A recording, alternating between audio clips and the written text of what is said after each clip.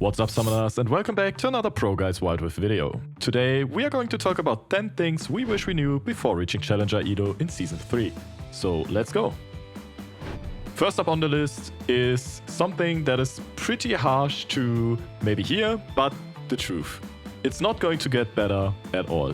People will still continuously troll all the time, and there will still be AFKs in your games. No matter if you're Diamond, if you're Emerald, or even if you're 700, 800, 900 LP Challenger, you will still get the trolls and the feeders and the AFKs in your games. There's nothing you can do about, and it won't get any better. And even worse, if they don't like the champion you've picked, you might as well see some interesting picks and somebody going straight down the middle lane. And as long as they don't type anything too bad, or they don't int too hard, nothing is gonna happen to them, which is kinda sad, and what can you do about it? Sometimes you just have to deal with it. And since Bot talked about the 700 LP thing, there's another thing. Even when you're 700 LP, you'll be matched with lower Diamond players. So, for example in Diamond, you can be easily matched with Gold players right now, thanks to the interesting new changes to the matchmaking. But don't worry, right? They have the Smurf badge. But really, it doesn't mean anything. I've seen people with negative win rate on the Smurf badge, and I have people playing absolutely horrible. It's just a placebo to make us feel better about what we're playing with. But the general consensus is, if you're in Challenger and you play with somebody below, even Diamond, well, you're in for a wild ride, because the game is becoming very flippy very fast. Let's take a quick break for our question of the day. What do you wish you knew prior to reaching your current elo? Let me know in the comments below, and while you're at it, leave a like and subscribe to the channel. Next up is something that's really important for Kirks and me, and it's the fact that losing the first dragon is not a reason to instantly vote FF or to flame in the chat or to not try and win the game anymore. Because you can basically lose every single dragon apart from the Elder Dragon and you will be completely, perfectly fine, and people have to understand that. I don't know where this behavior comes from, if there's like a dragon-like monster in Mobile Legends that's super overpowered or something. I can just tell you, it's completely fine to lose dragons. Don't vote FF, especially if you can get heralds instead, because sometimes heralds, if they're well placed, are way better than a random elemental dragon. Not only that, dragons are a scaling stat. So you're just getting stats, and you can buy stats with gold. And now if you think about this, what about getting the Herald, getting a tower and waves, which is also gold, which grants you access to even more stats even faster. And before your inventory is completely filled with items, the stats from a dragon don't really matter too much, because you might be still ahead over the other people. And I still don't understand where this behavior, same as Bot says, comes from. It doesn't make any sense. You will see so many games where you will be flamed from your teammates. Oh my god, you're sleeping, why isn't jungle here? Even though you just killed the enemy Baron laner, got his tower and the Herald, and then your team decides to magically run it down into Dragon thinking they could contest it 3 against 4. And then you're at fault for their misunderstanding of the situation. It is just insane what mental gymnastics are shown in that scenario. And another thing that's even worse right now is the fact that this happens more often. Because Elo has massively inflated in a sense that Masters can now be described as the prior season's Diamond. And more lower Elo people get into your games, which makes the games really coin flippy and weird overall. Any cohesive decision making is just completely gone. People just think like doing whatever they feel like doing. There's no specific reason apart from emotions. They see something and they want to go. They don't even consider what happens in the future and the consequences of their behavior.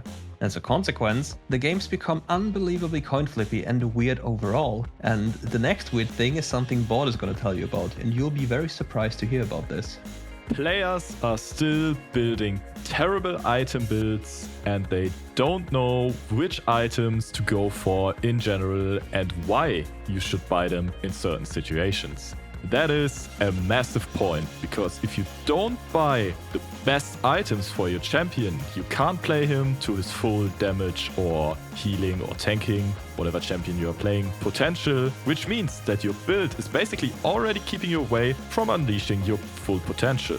But we got something coming for you guys that might interest you, that will help you to at least tackle this point and always have the best possible build on your hands. But that's still a little secret project that we are probably going to talk about next week. And something that isn't so much of a secret are junglers in Wild Rift. Have you ever tried to get a buff? from your jungle in Wild Rift? It's a myth, you can't get it, because they'll take it whatever happens. You are 10-0 as an AD carry? Red buff for you? Nah, the jungle just walks by and smites it away from you. Why? Because he just feels like doing so. He's like, I'm the jungle, the buff is mine. It's similar to a support, because a support that picked support is going to walk to Dragon Lane. He can't walk anywhere else, that's just the law of the role. But it's a complete and utter misunderstanding on how it works.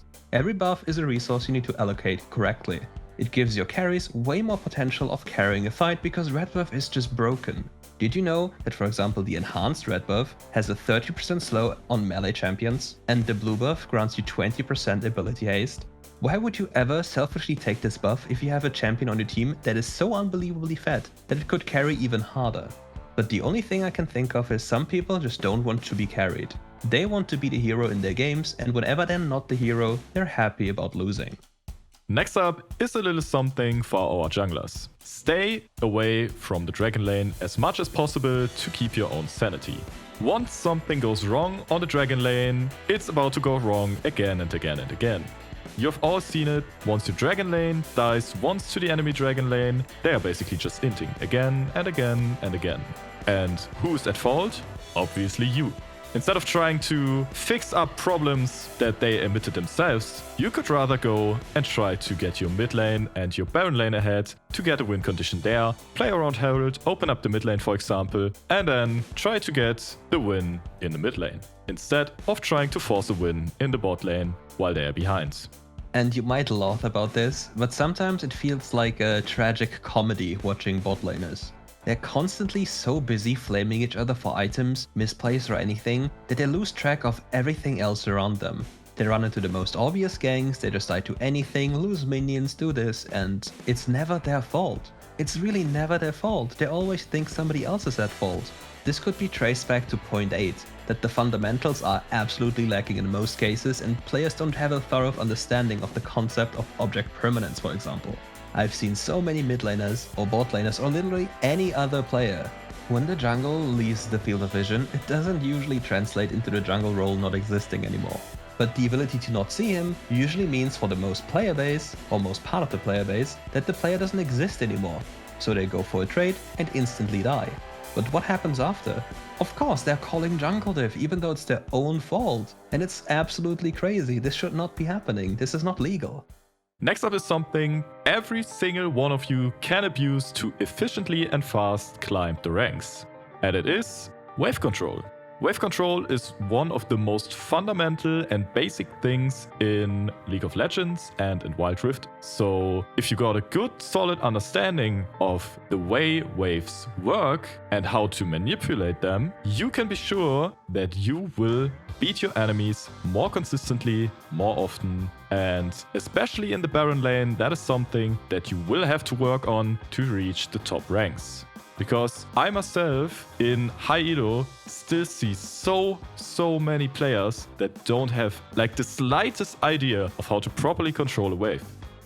So if you want to learn how to properly control a wave, you should maybe check out our wave control guide.